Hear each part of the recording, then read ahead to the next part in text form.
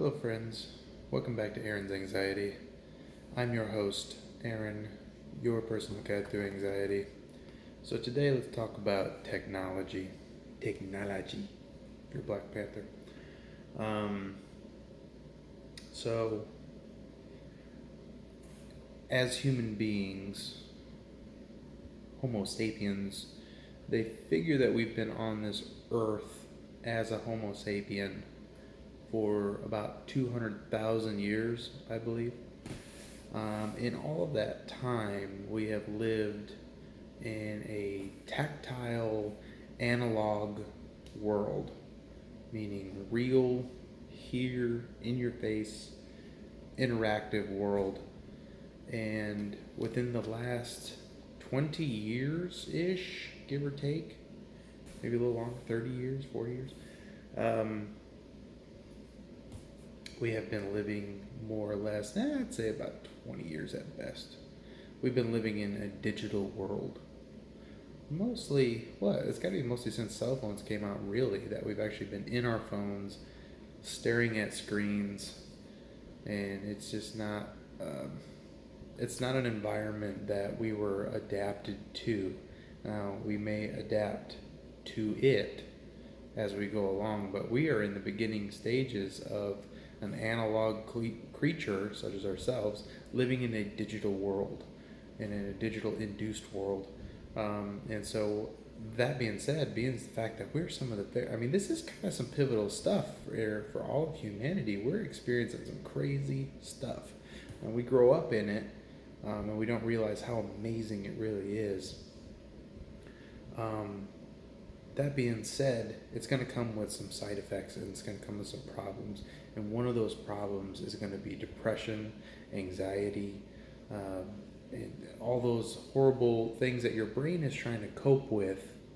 And it's not exactly straight induced from that. Like depression, there have been several studies done about how much people are on their phones and on social media accounts compared to their depression.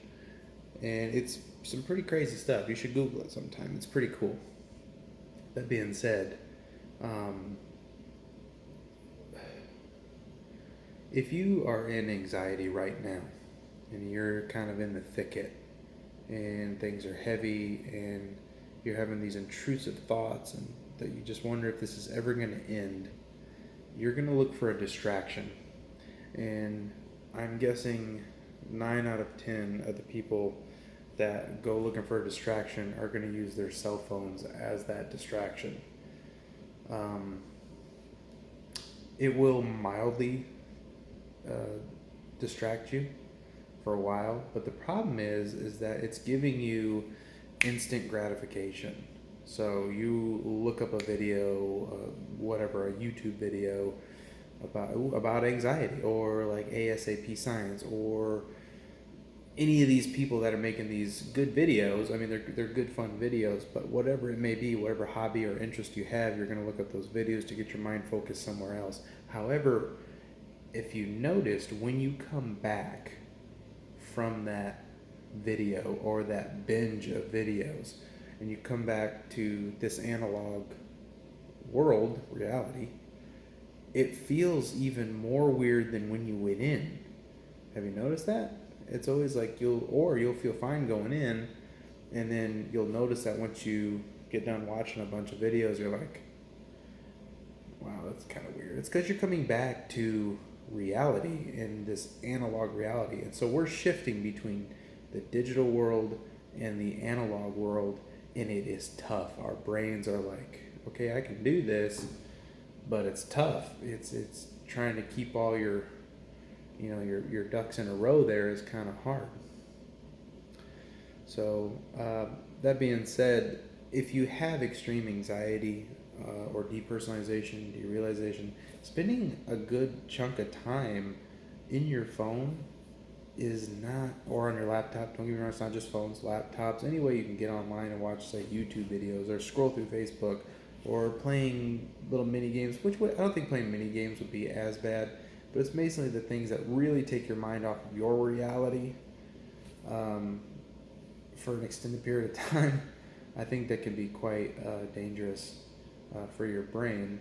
Not in the fact that, I mean, it could make things worse, obviously, but I think it's going to really slow your recovery time. Like I said, anxiety is not forever.